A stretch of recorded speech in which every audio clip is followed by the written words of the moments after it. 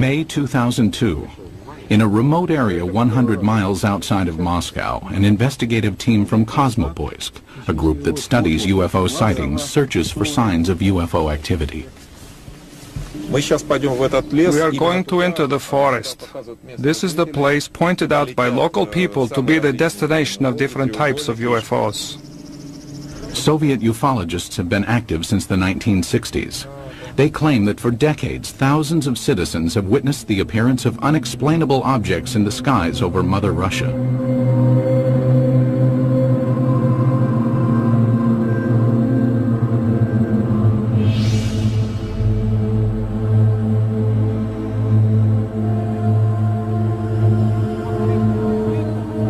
Today, ufologists in Russia work in the open and report their findings freely. This was not always the case. Before the policy of glasnost was introduced in 1985, independent investigations of UFOs in the former Soviet Union were conducted in a climate of secrecy and fear. At times, official government policy denied the existence of UFOs and any UFO activity, and prohibited anyone from reporting otherwise. The UFO research in the former Soviet Union was a very complicated matter because one had to deal with overall state secrecy. Meanwhile, the Soviet government was involved in covert UFO investigations of its own. We know that the Russian government studied this secretly for a period of 40 years. We know that they took it very seriously. We also know that there have been various attempts, including more recent ones, to put a spin on this to say, there's nothing to it. That's a bunch of baloney. The results of the Soviets' most far-reaching secret UFO study became public in the year 2000. The inquiry started in 1978 and took 13 years to complete. The investigative team consisted of top scientists and military experts, and was completely clandestine. Certainly, this collaboration between the Academy of Sciences and the Ministry of Defense was not paraded. I mean, formally, these studies were closed. Classified organizations took part in these studies. This research should have a secret character. Colonel Boris Sokolov was the coordinator of the investigation. Shortly after the fall of the Soviet Union, he met with American investigative journalist George Knapp. Sokolov told us that just as in America, 90 to 95% of these cases could be explained away, but the remaining 5 to 10% could not be easily explained. The 13-year Soviet UFO study scrutinized some of the most puzzling sightings in Russian history. In 1968, a cameraman documenting a test of a Soviet jet fighter noticed a huge triangular object in the sky. He focused his camera on the object and caught it on film. In 1977, an unusual aerial display sent tentacles of light streaming down over the town of Petrozavodsk. Some claim the event caused fine holes to be glazed in glass windows and concrete. In 1982, military personnel at an intercontinental ballistic missile base witnessed several brilliantly lit orbs overhead. Seconds later, a warning light indicated a missile had switched to the prepare to launch mode. Had an alleged UFO come close to starting a nuclear attack?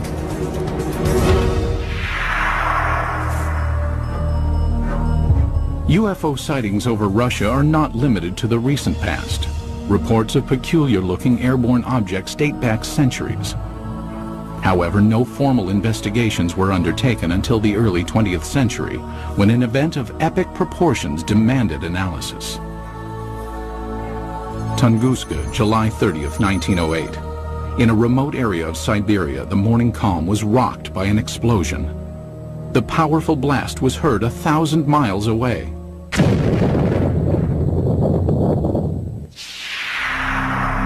There was an enormous firewall blast, something on the order of 15 megatons of equivalent energy, which is roughly 1,000 times that of the Hiroshima blast at the end of the Second World War. This was an extraordinary event.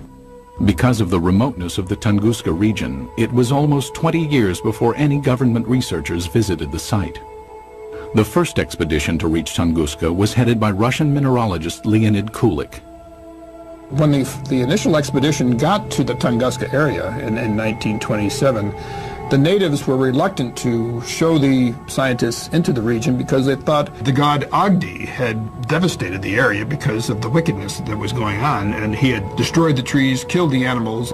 Kulik eventually convinced locals to direct him to the blast location.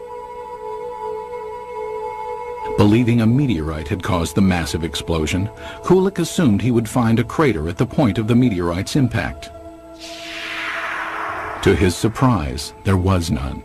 He looked for meteorite samples on the ground because often when an object hits the Earth, it throws up debris, and the debris is recoverable around the edges of the crater.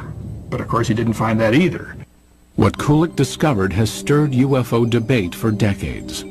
At the blast's epicenter was a frozen swamp with an untouched clump of fully grown trees in the middle. Circled around the grove, 10 million dead trees lay in a symmetrical ring, seemingly mowed down by a cosmic scythe. So here we have an enormous blast site with no crater, no fragments or meteorites around the rim of the crater, and this radial pattern of burnt trees knocked down for some 20 miles in all directions. In the years that followed, others traveled to Tunguska to study the unusual occurrence. There might have been fruits obtained by labors of another expedition sent by the head of the Soviet secret police in the late 1940s. But all we know is that such expedition existed. We do not know what has happened to the items and the information it collected. Further baffling ufologists were reports of radiation damage in the Tunguska blast region. There were also some reports of mutations taking place in plant life, and even some humans apparently suffered some gene damage. In 1947, Russian Army Colonel Alexander Kazantsev developed a remarkable theory based on information about the devastating consequences of America's atomic bomb attacks on Japan.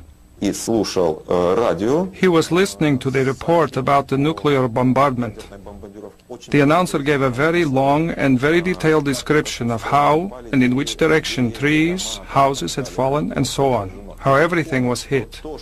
He realized that what had happened in Hiroshima, exactly the same happened at Tunguska, only nearly half a century ago. Kazantsev hypothesized that the nuclear-like devastation seen at Tunguska must have been caused by the crash of a nuclear-powered alien spacecraft. But the scientific community rebuffs the UFO theory. Scientists claim the Tunguska explosion was caused by a rare but explainable natural event. They believe an asteroid dropped to just 3 miles above the Earth's surface and then exploded. As the object came in, it was being decelerated and squeezed by atmospheric forces. It blew up with the force of a hydrogen bomb. The shock wave smashed down the forest, knocking trees away from the blast and resulting in a pattern away from ground zero. But how would an asteroid explosion explain the reports of radiation damage in the Tunguska area? Scientists say it can be attributed to the sheer magnitude of the explosion. As we mentioned before, the blast itself was 1,000 times greater than the Hiroshima blast at the end of World War II. The blast would have generated a series of very high-speed charged particles and would have been the cause of some of the mutations in the gene structures of plants and animals. But to this day, scientific explanations do not satisfy many ufologists.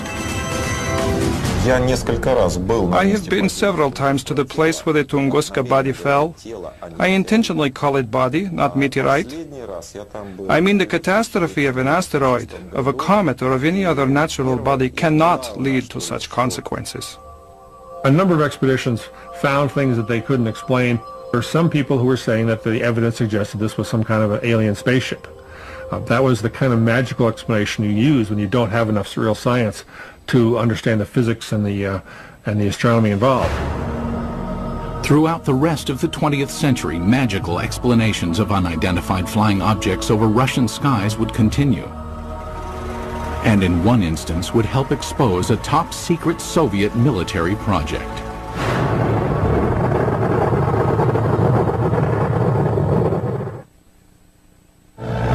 It was 1948. World War II was over, but the Cold War was just beginning. Soviet leader Joseph Stalin had initiated the Berlin blockade and directed his scientists to develop a nuclear weapon to rival that of the United States.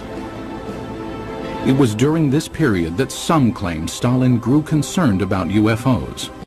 It is said his interest stemmed from reports of a 1947 UFO incident in Roswell, New Mexico.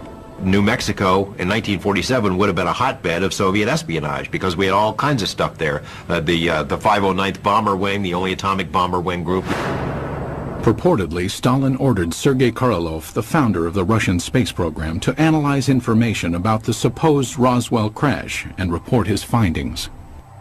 Mr. Korolev came up with an answer. Yes, UFOs exist.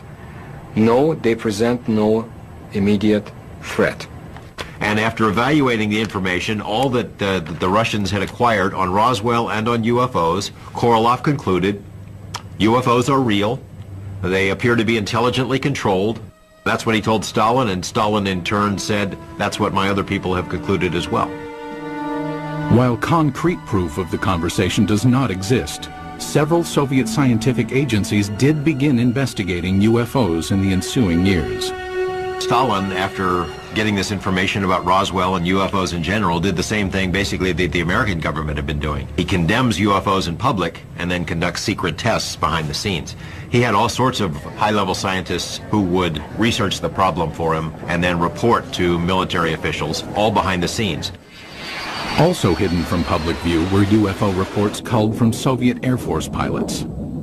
Between the mid-1950s and mid-1960s, pilots reported approximately 15,000 UFO sightings.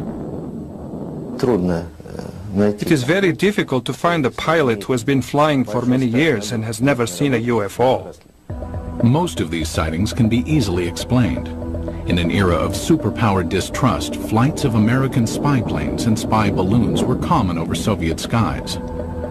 But investigative journalist George Knapp, who has viewed portions of the Soviet UFO files, found some of the pilot sightings perplexing. There were 40 instances where Russian warplanes were sent after UFOs. This is not temperature inversion, this is not a weather balloon, this is not swamp gas, these are craft floating around in the airspace of Russia, and they sent warplanes to go chase them. While pilots continued to report strange objects in the sky, none could offer tangible evidence to support their claims. But in 1968, over the skies of Riga, Latvia, an alleged UFO sighting was caught on film. As a Soviet propaganda film crew documented a test flight of a fighter interceptor jet, the pilot noticed an unusual object high in the sky.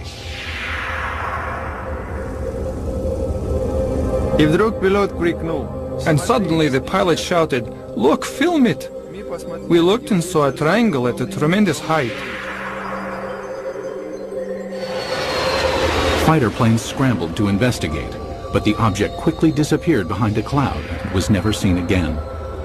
It was later estimated that the craft was hovering approximately 7 miles above the ground. The film was sent to the Kremlin, where it remained locked from public view for years. They really took it seriously. I say seriously because the film was taken away. It was declared completely secret. Outsiders have only recently seen the confiscated film. While some maintain the film is conclusive evidence of a UFO, skeptics argue the vehicle was most likely a French-made high-altitude research balloon. As secrecy enveloped all government discussions of UFO issues, an underground army of Soviet ufologists began to form in the USSR. They kept their studies concealed. Russians who study UFOs in this period report that they had a very serious feeling of threat from the Soviet government, that they were doing something which the Soviet government disapproved of. The leader of civilian UFO research was Felix Ziegel, the man considered the father of Soviet ufology. Felix Ziegel was a Soviet scientist. He was a doctor of mathematics and astronomy at the Moscow Aviation Institute. He made it his job to find out why are the strange objects or in the skies of his country. Siegel challenged the Soviet system by conducting paranormal lectures, organizing independent UFO investigations, and urging Soviet citizens to report any and all sightings. His efforts were not without risk. We cannot say, of course, that people would be put in jail for it, but still Siegel suffered.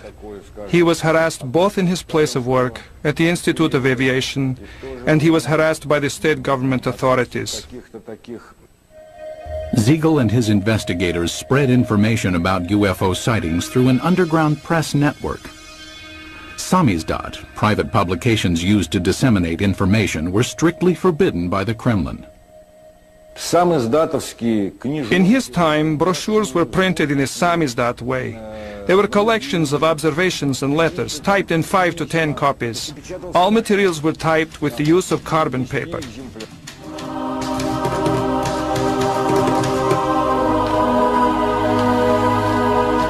Samizdat papers were distributed by trustworthy messengers who secretly carried the copies from one person to the next. UFO information circulated in this covert manner until 1967, when suddenly it seemed as if ufologists were given a reprieve from government censure. Today it appears this respite was a smokescreen, part of an intricate government deception. The complex ruse began in 1967 when citizens reported multiple sightings of crescent-shaped UFOs over the skies of the Ukraine and the lower Volga Valley. It was also seen as far south as the Caucasus Mountains, where many astronomers in observatories in the Caucasus Mountains would see these objects flying horizontally from west to east, crescent-shaped, heading toward the east. For reasons unknown at the time, the government allowed press coverage and independent study of the sightings. Felix Siegel was granted permission to form a government-sanctioned investigative committee made up of over 200 scientific and military experts. In October 1967, they convened at the Central House of Aviation and Cosmonautics in Moscow. Their goal? Determine the cause of the mass sightings. On television and in newspapers, Siegel's committee appealed to Soviet citizens to report information on UFOs. For the first time in Soviet history, UFOs seemed to be an open topic. It was like a breath of fresh air. Freedom of discussion about a forbidden subject was permitted to the Soviet citizens, and this was something unheard of. And alas, it did not last long. Within a few months of Siegel's televised appeal, the steel jaws of Soviet censorship clamped down. Reporting of UFOs was once again off limits. The subject was dropped from the controlled media, and Siegel's committee was ordered to disband. The committee was to encourage people to report. As soon as the reports began to gather, somebody in Moscow quashed the activity, canceled the committee, canceled publication of further works, and put a lid on it. Cries of a Kremlin whitewash were immediately sounded. Why the cover-up takes place, I don't know. Is there a cover-up? There's no question about it. But what they were covering up is the question. UFO buffs believe they were covering up alien visitations. I think the evidence is clear they were covering up descriptions of their own secret military aircraft and missile activities and satellite activities. Scientist and NASA consultant James Oberg came to this conclusion in 1977 after studying Soviet space vehicle launch patterns and comparing them to the dates of the 1967 sightings. He deduced that the crescent-shaped objects witnessed in the sky were not alien in nature, but could be attributed to secret tests of a new Soviet missile warhead.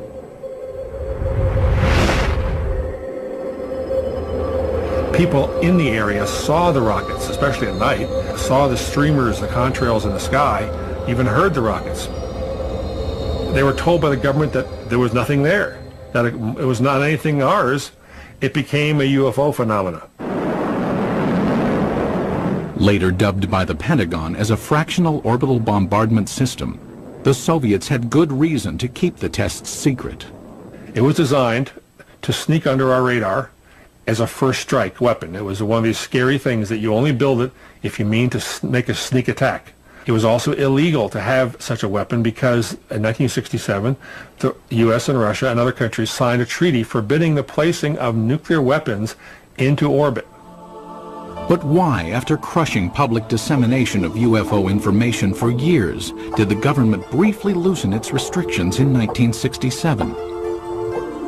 It appears now to have been a deliberate ploy to fool its citizens and the international community about the true nature of the sightings.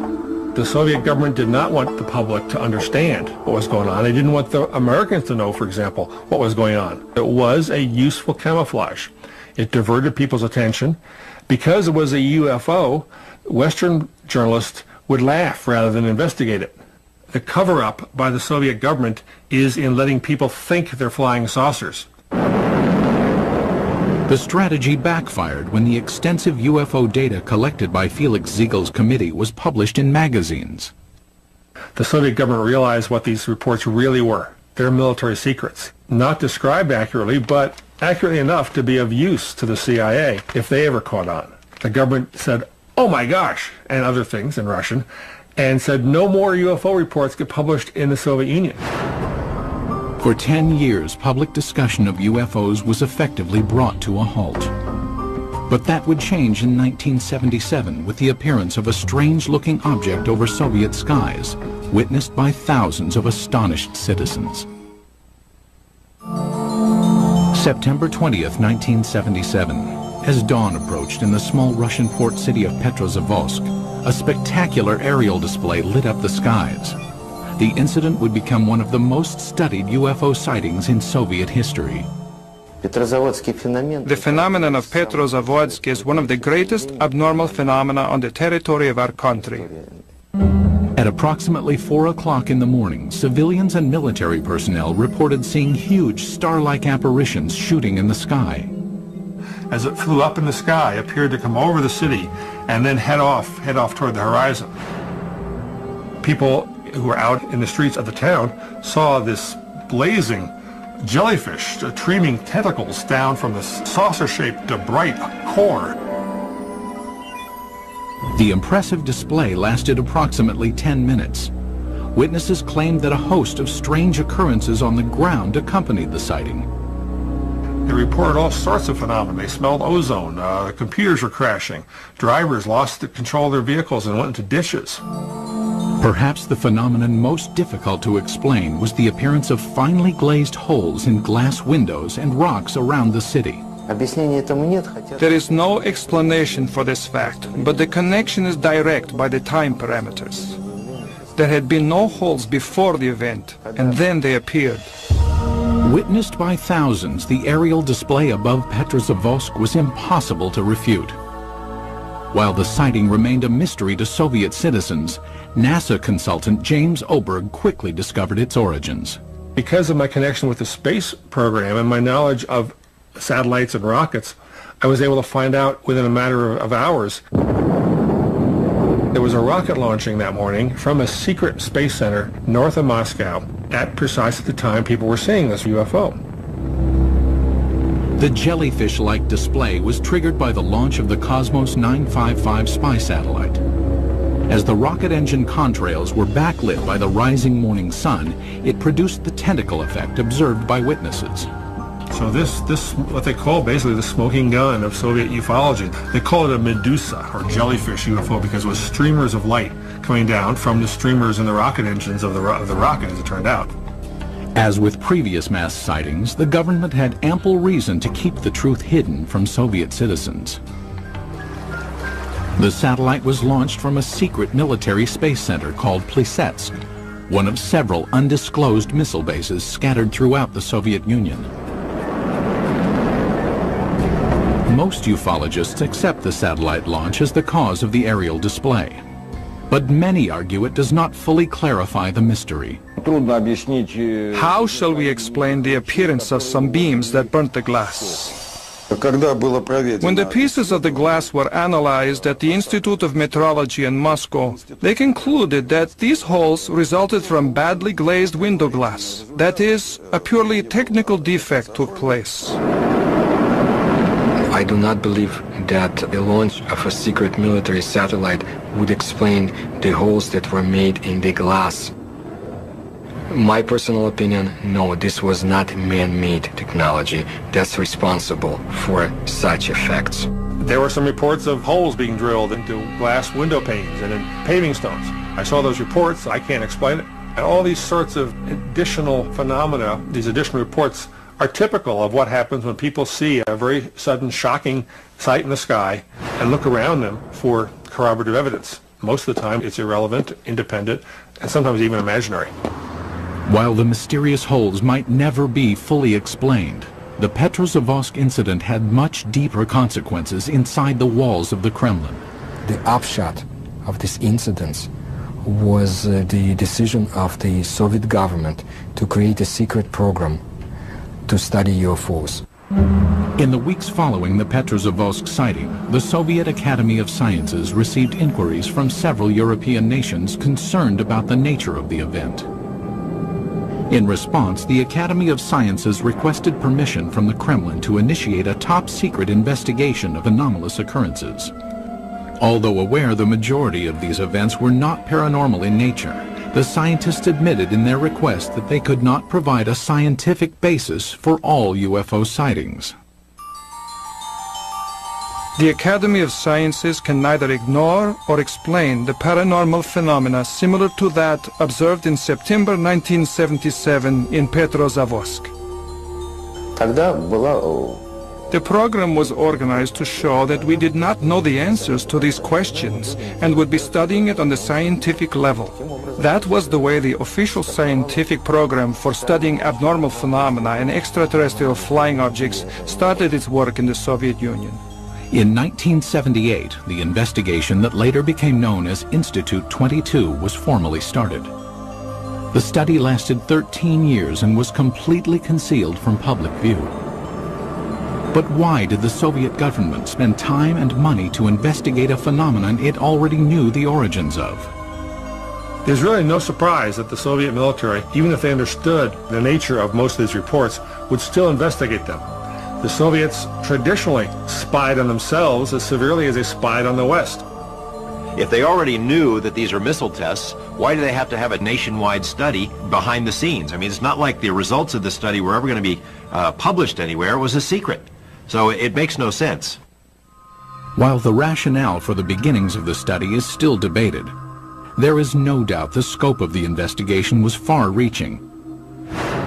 The Institute 22 inquiry was conducted jointly between the Soviet Academy of Sciences and the Ministry of Defense.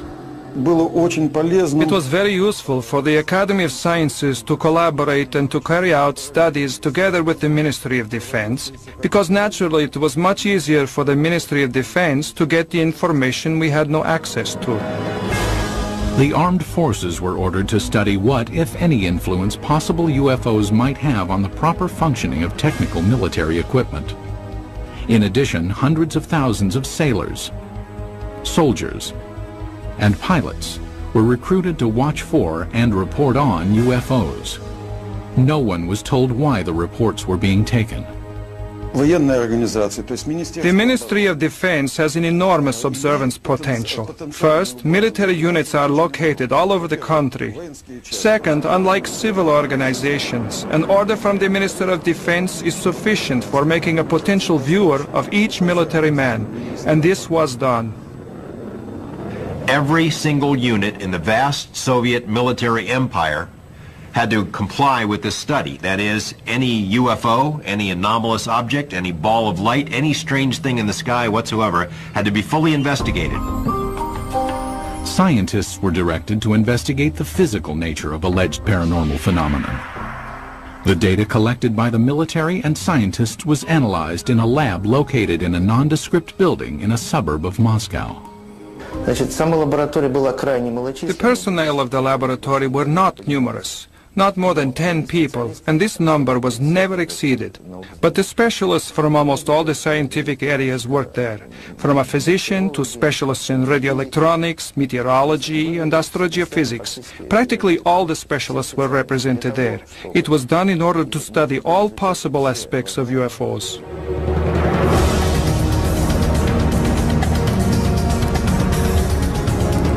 6 years into the study, Institute 22 would be called on to scrutinize an incident of global consequence, when a suspected UFO incident placed the world on the brink of nuclear war.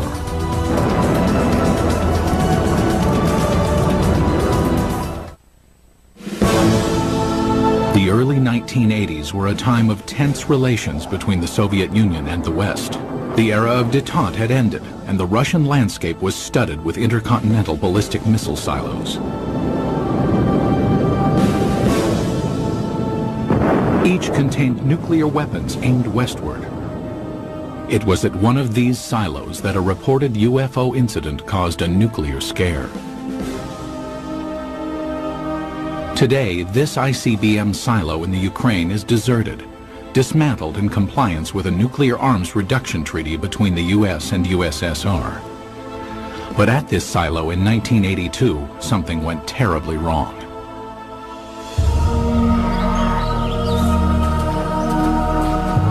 It started at approximately 6 p.m. when soldiers and villagers in the nearby town of Bielo-Korovichi witnessed a strange object in the dusk sky. A military officer at the time described what he saw. I was riding a motorcycle not far from here. I saw a large object in the air. It had a perfect geometric shape. At the same moment inside the silo, an emergency warning light indicated that a nuclear missile had switched to launch mode. The most telling testimony comes from the communications officer who said that somehow something entered the correct code. But Moscow had not ordered a launch, nor had any personnel in the bunker touched the control panel. For 15 agonizing seconds, technicians frantically scrambled to stop the launch. Then, without explanation, the launch sequence was aborted.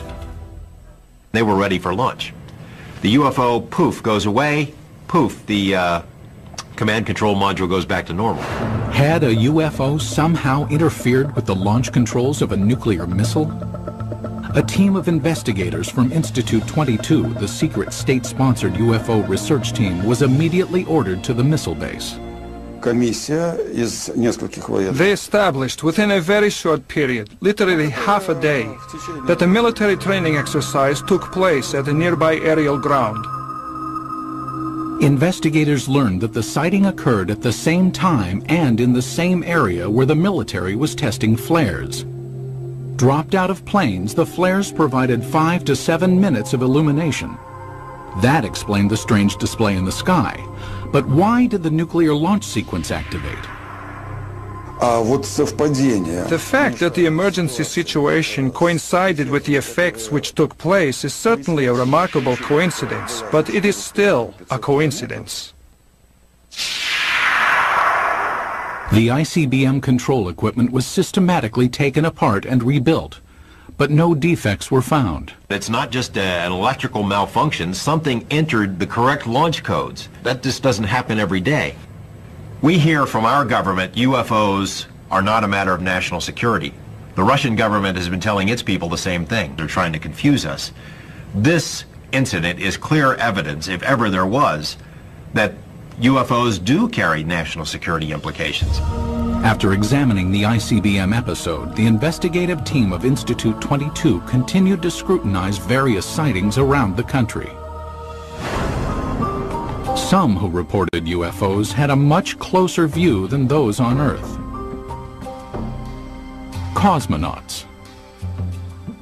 The first man in space, Yuri Gagarin, is quoted in the Thread 3 documents as saying, "I can tell you that UFOs are real, and if you allow me, I'll tell you a lot more."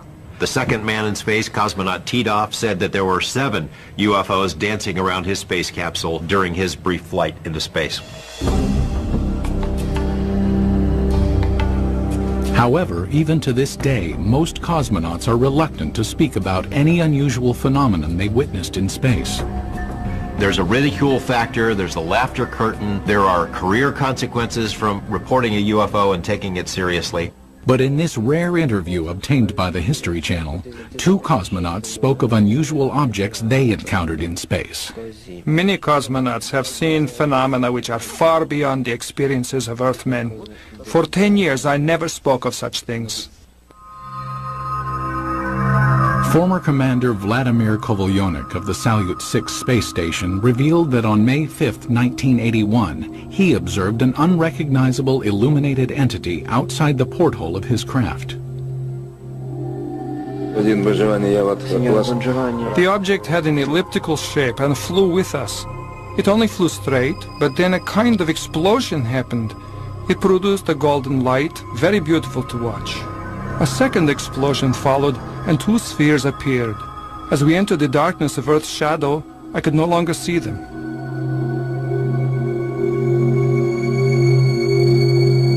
On a Mir mission in 1991, cosmonaut Musa Manarov managed to videotape an anomalous object during a routine docking procedure. I was looking out the biggest window.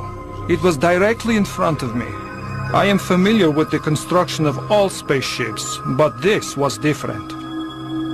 There is ongoing debate about sightings of unidentified objects by cosmonauts and American astronauts alike. Skeptics insist there is enough debris left in orbit to constitute a plethora of unusual sightings.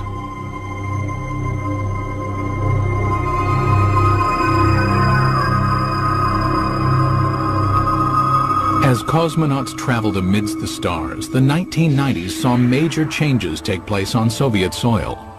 When the walls of communism crumbled, American UFO investigator George Knapp ventured to Russia, hoping to discover just what secrets the Soviets had been hiding about alien encounters. What he found was startling. Beginning in the mid-1980s, the leaders of the United States and the Soviet Union conducted several summits aimed at reducing both nuclear arms and tensions between the two superpowers. Shortly after one such meeting, President Ronald Reagan revealed he and Mikhail Gorbachev had discussed the topic of alien encounters. I couldn't help but say to him, just think how easy his task and mine might be in these meetings that we held if suddenly there was a threat to this world from some other species, from another planet, outside in the universe. We'd forget all the little local differences that we have between our countries. Reagan made 5 different public statements, including one to the United Nations, that, well, boy, wouldn't it be something if UFOs were suddenly a threat to us and we'd all get together? And sort of Gorbachev kind of responded, yeah, it sure would. You know, we would get together. Lo and behold, we did get together. You know, the wall came tumbling down, perestroika, glasnost. With the collapse of the Soviet Union came a new era of openness in Russia. Thousands of miles away in Las Vegas, Nevada, investigative journalist George Knapp, who had studied many American UFO incidents, realized the time was perfect to explore Russian reports. 3 years ago, we have succeeded in obtaining several hundred pages of secret Russian UFO documents and photos. Other Western journalists followed. Today, it's a new ballgame. The lid has been dropped on government UFO files, although there is still plenty of information to be found. It occurred to me, now may be the time to go ahead and try to find out what the Russians know about UFOs. It was a tumultuous, crazy time, but a wonderful time to be there as a journalist. In 1993, Knapp traveled to Russia and was introduced to Boris Sokolov, the coordinator of Institute 22. Like many government-funded scientific projects from the era, Institute 22's funding had been cut and the project disbanded. Sokolov provided Knapp with some of the recently declassified UFO files, containing information on the cases that were more difficult to explain. He had culled from the thousands of reports some of the most interesting ones and had kept them in these binders, and we were able to get them and bring them back. Why would the Russian military study all of this stuff? Colonel Sokolov said it was a very practical reason. They knew that UFOs could do things that their planes couldn't. Figured by studying it, they may be able to get an advantage over us in terms of stealth technology. Upon returning to the United States, Knapp made some of the files public. As a result, Colonel Sokolov was ridiculed by some back in his homeland. Officially, Russia was a democracy, but the communists still had a lot of influence. There were communist newspapers that attacked him broadly as being a sellout to Mother Russia. But the public scorn Sokolov endured was certainly less severe than the consequences he might have been subject to in the old Soviet Union. My friend put it this way. He said, if this had happened 5 years ago, we would be in prison. If it had happened 10 years ago, we'd all be shot for giving up these secrets. But in 2000, the relaxed political climate allowed Sokolov and scientist Yuli Platov to publish a report summarizing the findings of Institute 22. Entitled The History of UFO State Research in the USSR, the report concluded that of the 3,000 UFO sightings investigated, 90 to 95% of the incidents could be attributed to man-made phenomenon, mostly missile launches and research balloons. The remaining 5 to 10% could not be easily explained. He was not willing to conclude that any of these things were extraterrestrials or interdimensionals or aliens from the future or anything of that sort. The thing is that before, the enthusiastic ufologists had affirmed in literature that all we saw was due to contacts with the extraterrestrial civilizations. No. It turned out that only a very small percentage of events remained unexplained. But in a land that for so long concealed information and suppressed dialogue, many ufologists wondered if the report revealed the entire truth. There is a vast treasure trove of KGB documents on this topic somewhere that no one has ever seen. And I know the KGB did release some documents in the early 90s, but it is presumed by a lot of folks that the best stuff is still hidden in a vault somewhere. What happened to the files? Who keeps them? Until we ourselves go through the files, we cannot say whether what Mr. Platov and Mr. Sokolov say is true. It will probably never be known exactly how many Soviet UFO files remain classified, or what they contain. Most in the scientific community doubt any smoking guns exist in the unseen files. People in Russia still have a very powerful sense of gossip and rumors, because under Soviet days, so many things were illegal to talk about, illegal to know. So they replaced the reality with a very rich mythology. UFOs became part of that mythology in Russia, and it's still a very powerful theme over there. But many UFO enthusiasts remain suspicious, believing that the proof of alien encounters exists and is still being hidden.